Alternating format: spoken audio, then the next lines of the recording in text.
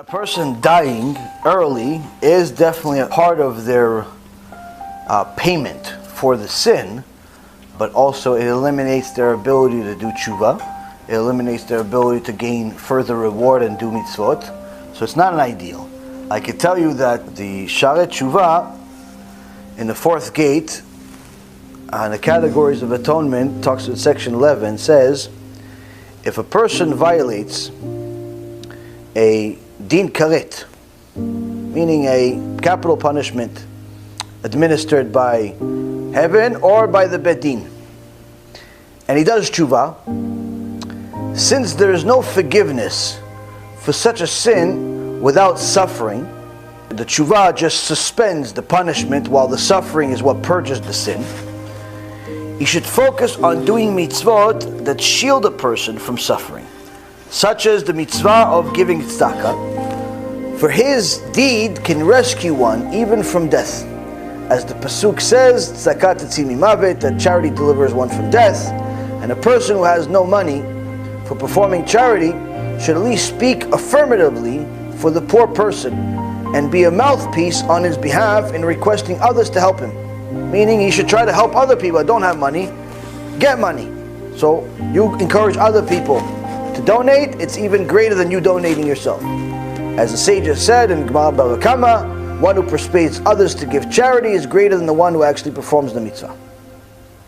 And he gives other suggestions of what a person can do if he has a sin that he made or she made that's a din karet, either by the sages or by heaven or by the Torah itself.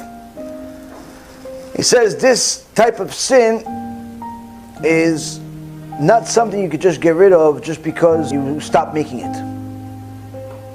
Like if you violated Shabbat and you stop violating Shabbat, that doesn't necessarily fix everything right away. It says that technically the din karet you have to suffer for in order to eliminate that sin. And he says that, but in order to not get yourself to suffering, occupy yourself with mitzvot that either eliminate suffering or delay it at least. So your suffering will come in different ways. Point being is, if a person read Sharet Tshuva and understood the intricate details that go into judgment of every law, within the first chapter you already started doing tshuva. By the time you got to the end, you cry at every page. You cry at every page. Why? Because you realize he's talking to you. You're not talking about the guy behind you. He's talking to you.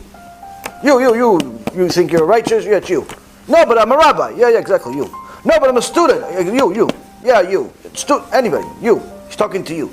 And the depth of judgment is extraordinary. So a person simply needs to understand, you have to do the best you possibly can to do what Hashem says, to do what the sages said, and not mess around, not look for ways to sin, don't fool around. It's just not worth it. It's going to bring a lot of problems to your life beyond what you can imagine.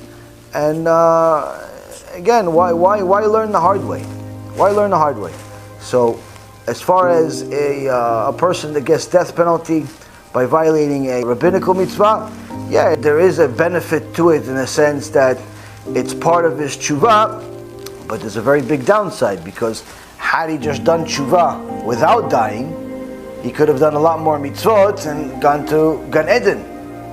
So it's not an ideal situation. Plus, if a person has other sins that he made, then which likely he does, he won't have any time to do tshuva for them.